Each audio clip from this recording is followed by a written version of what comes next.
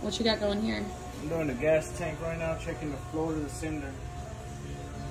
The gas tank is in a real nice spot. It's down there. Oh. Oh, wow. So you gotta do yoga to get in there? Yeah. Especially with the AC box right there. So that'll probably be a cool thing because not a lot of Opals have that AC. Okay. So that's a AC thing that we're doing. And is this, are you testing the electricity with that? Yes, that's a Power Probe. And this Power Probe, it will, you push that button, that's the voltage. Gotcha. You push the negative one, that's ground. Okay. And this wire right here is for the sender, which is the sender right there.